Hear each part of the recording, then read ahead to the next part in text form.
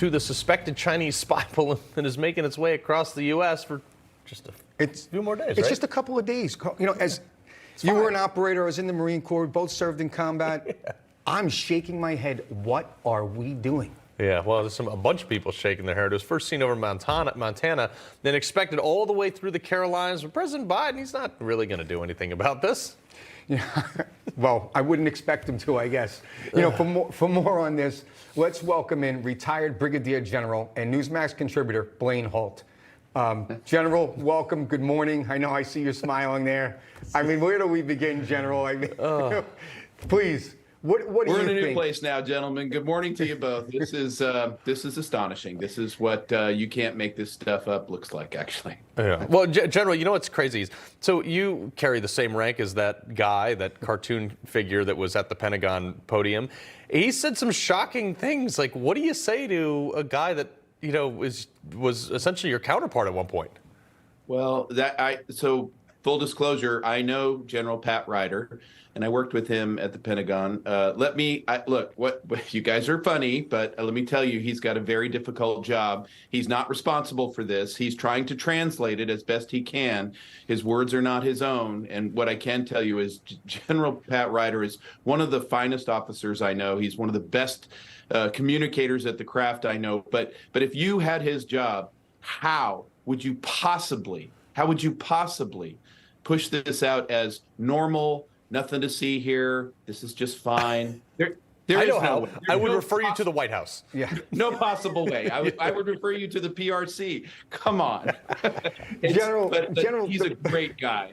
Okay, fair enough. I'm sure he is, and I understand, you know, he's got to work under this administration, but, you know, General, it doesn't seem to be stopping here. You know, the Brigadier General Ryder, he said we're seeing reports of another Chinese surveillance balloon.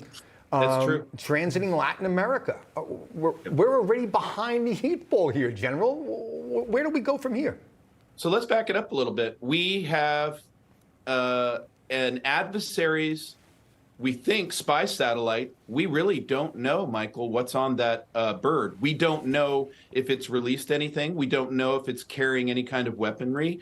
So we're not out of the woods yet as this thing passes over the United States. I am astonished as an airman that we have not taken steps to neutralize or take it down, and well before it reached the Alaskan landmass. I don't understand this.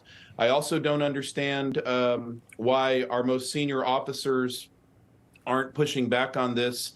You know, Northcom has a job to do. This is their job. The American people spend nearly $1 trillion in defense every year.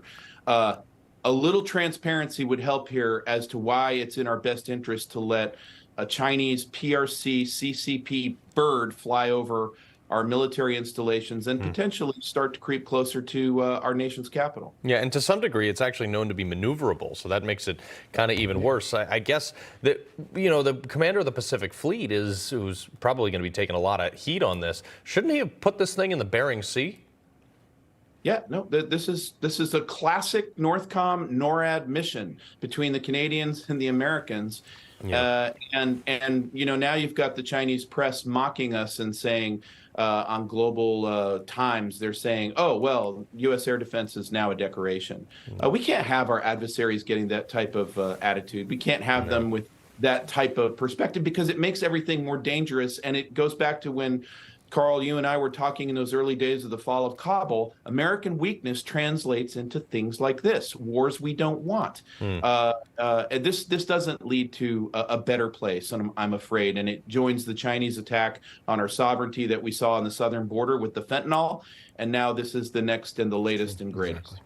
Yeah, well, General Blaine Holt, appreciate your insight on this. And you know what? It's fair. I'm glad we had you on to defend your buddy, so because he didn't do himself a lot of favors. Yeah, no, I'll take you at your word, sir. I appreciate that. Thank you, General.